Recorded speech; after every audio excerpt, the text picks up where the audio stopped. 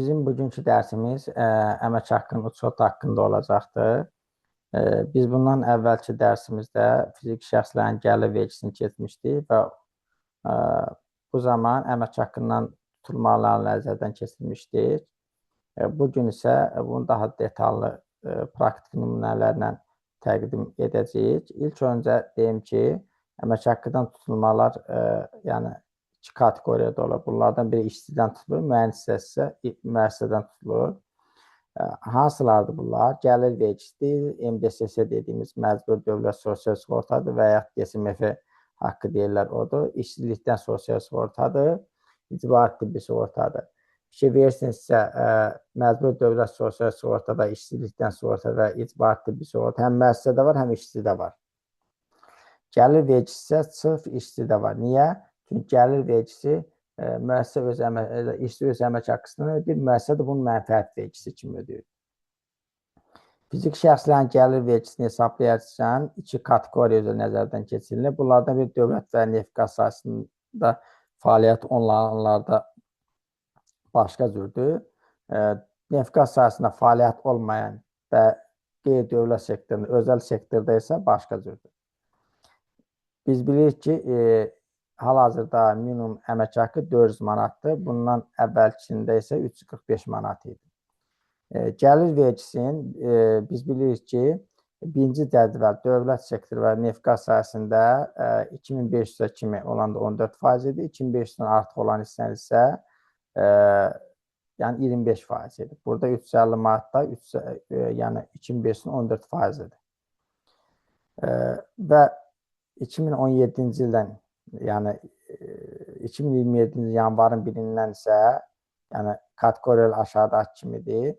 Yəni gəlir vergisi 3%-dir, 2500-ə kimi özəl sektordan söhbət gedir. 2500-dən 8000 arası 10% hesablanır, o qalıq hissənin və 8000 artıq hissənin 14%-dir. 2027-də də eyni yəni hesablanma mexanizmi davam edir. Sadəcə burada gəlir vergisi 3% yox, 5%-dir. Həmçinin 2028-də də eyni qayda davam edir. Burada da 5% yox, 7%. Yəni 3, 5, 7% üzərindən davam edir. Və 3 dənə də yəni hesablanma mexanizminə bölünür. 2500-ə kimi birdir, 2500-dən 8000-ə birdir. 8000-dən artıq isə yəni başqa cür hesablanır. Fiziki şəxslərin gəlir vergisində 102-ci maddəsində qeyd edilir ki, 2500 manata qədər hissəsi 200 manat azaldılma var. Bu həm sosial sığorta haqqında var, həm də bunda var. Yəni 200 manat çıxılıb, ondan yəni 3%, 5%, 7% hesablanır. Yəni bunun əsası vergi məcəlləsinin 102.1.6-cı maddəsidir.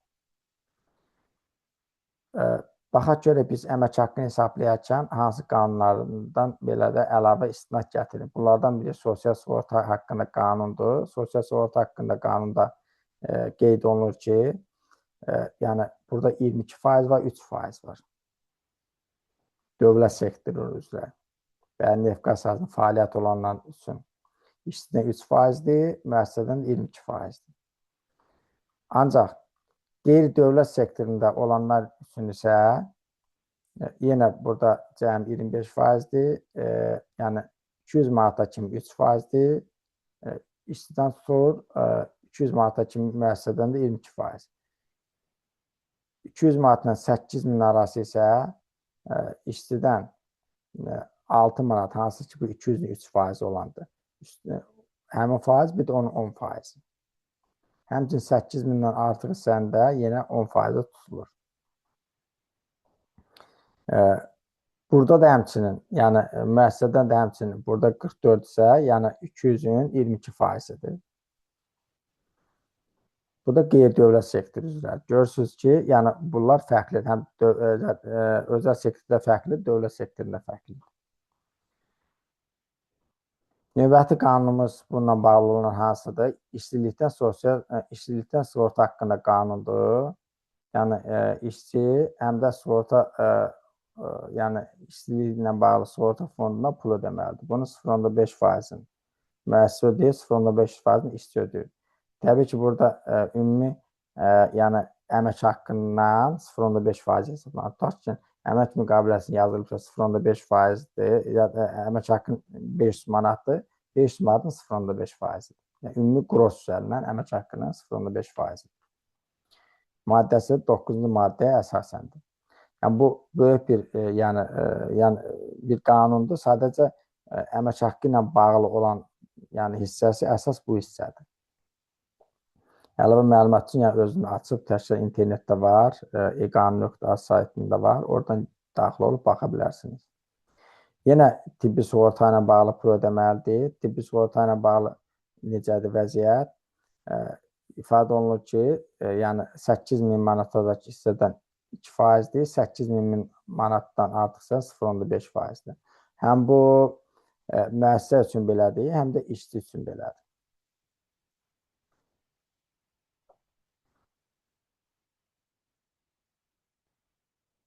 Fikir versinizsə, bu həm dövlət sektorunda, həm də özəl sektorda eynidir. Həmçinin məsəl üçün, bu da onun kimi. Cədvəl şəklində də bunu bu cür göstərə bilər. 2% həm müəssisədən, həm də işçidən tutulur 2500 manatadək olan hissəsindən. 2500 manatdan yuxarı hissəsindən isə 0,5% tutulur. Nümunəmizə baxaq. Nümunəmizə. Tutaq ki, deyək ki, qeyri-dövlət və özəl sektoru fəaliyyətdə olan bir müəssisədə işçi müasib vəzifəsi üzrə işçinin əmək haqqı 500 manat. Bu zaman tutulmalı aşağıdakı kimi olacaqdır. Necə olacaqdır? 500-dən 200-ə çıxacaq. 200 manat yuxarıda elədiyik ki, 102-ci maddəyə əsasən azad olma var.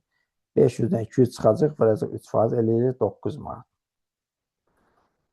MDSS də 200 kimi, həm də sosial sığorta haqqı da 200 manata kimi 3%-ləndir. 200-ü 3%-ni hesablayacaq, qalan o 300 manat isə 10%-ni hesablayacaq. İcbari tibbi sığorta 2%-dir, 500-ü vururuq 2-yə, eləyir 10 manat. Görürsünüz, bunlarda azad olma falan yoxdur. Adən 500-də 0,5-ə veririk, eləyir işsizlikdən sığorta haqqı. Bu zaman işçiyə çatacaq əmək haqqı nə qədər olur? 442 manat 50 qəpik. Nədən çatır? 500 manat işçiyə ümumi əmək haqqı, yəni qros əmək haqqı hesablanırsa və ya əmək müqaviləsində 500 manat nəzərdə tutulubsa, bununla bağlı olaraq 442 manat 50 qəpik pul ödəniləcək. Müəssisə buna görə nə hesab ödəyəcək?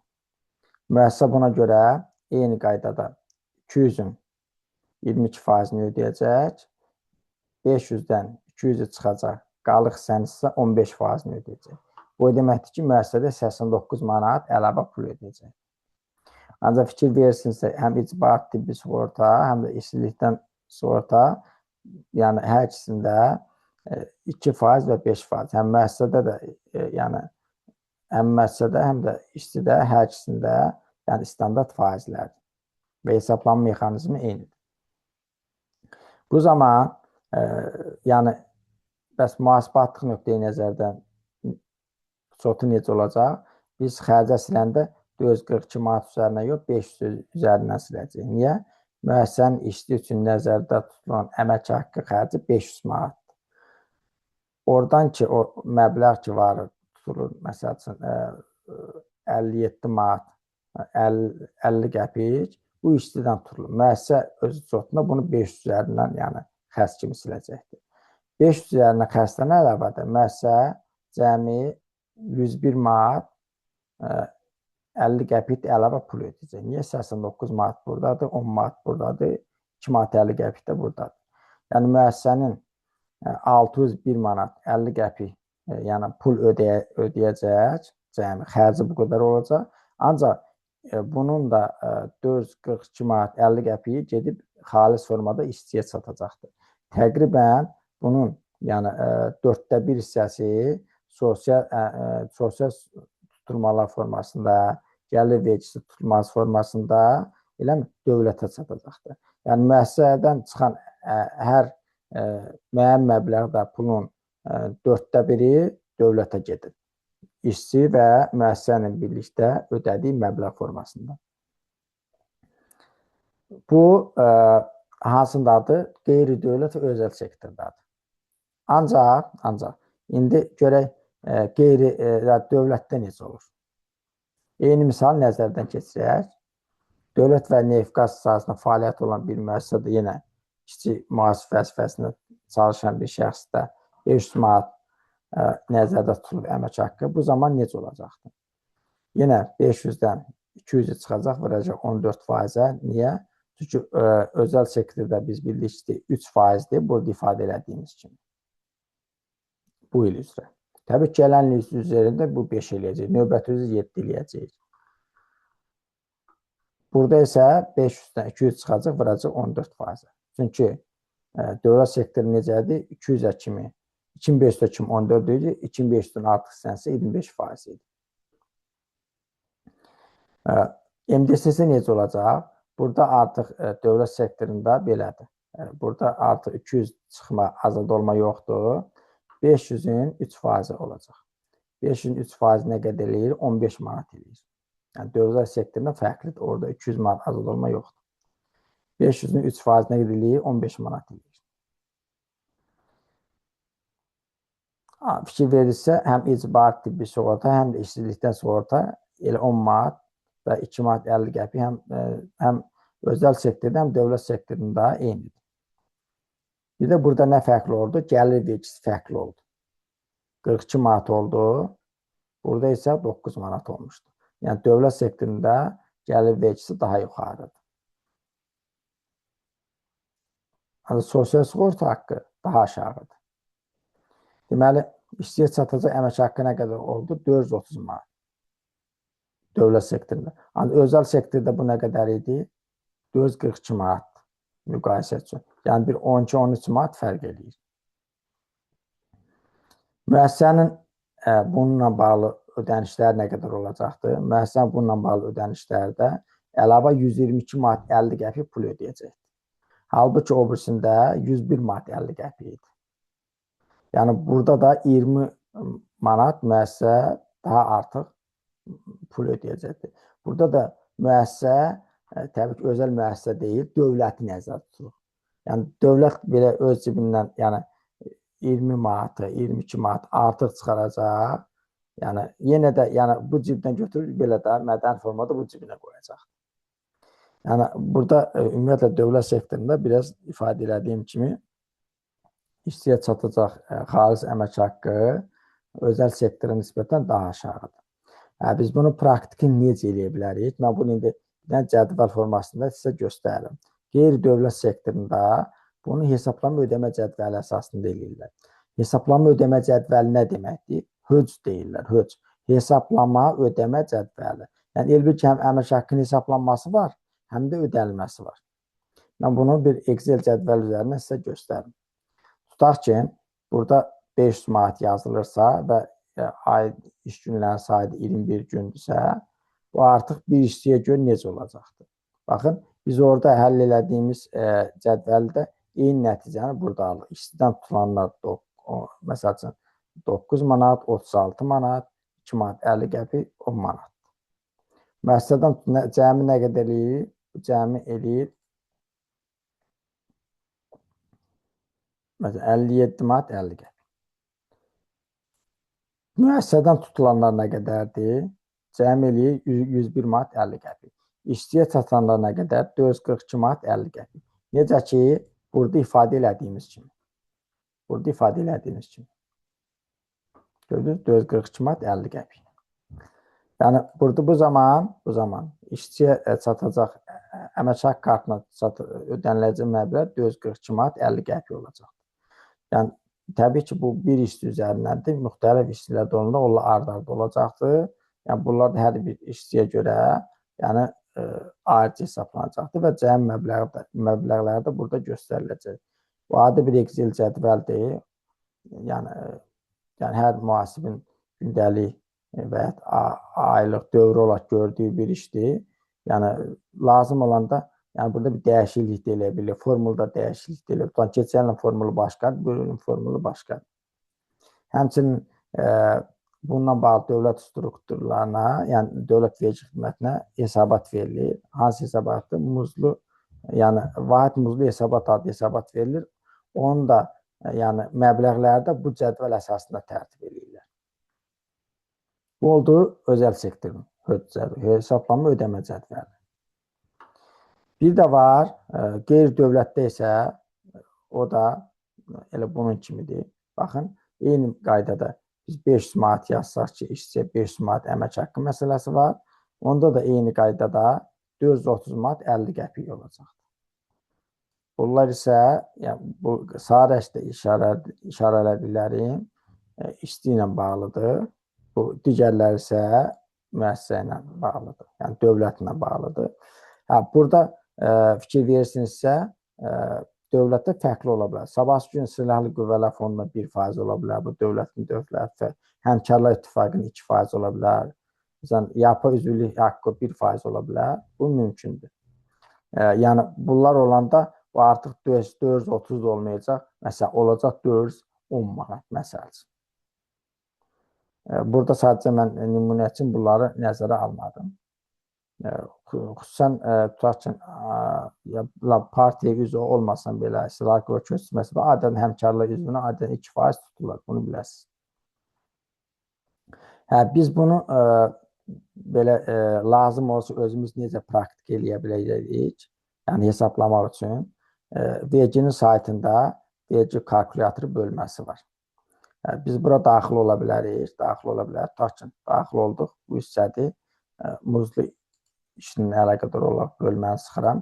Mən artıq bura 500 manat qros əmək haqqı yazanda və bunu da hesablab vuranda artıq bu eyni məbləğə çıxar ki, 9 manat gəlir vergisidir, 36 manat MDSS-dir, işsizlikdən sonra 2 manat 10 qəpikdir və 442 manat 50 qəpik işçiyə pul çatır. Bu nə ilə bağlıdır? Bu, yəni, özəl sektorla bağlıdır. Mən burada bunu çevirib, məsələn, dövlət və neft qaz sektoru qoysam, artıq yenə təkrarla hesablamanı vursam, mən burada fərqli nəticə alacam. Mən burada artıq 430 manat 50 qəpik alacam.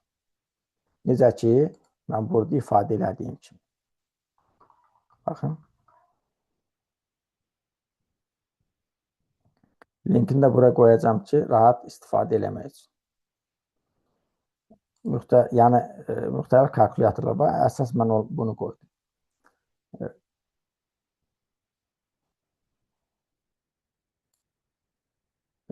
Bizim bugünkü dərsimiz bu qədər.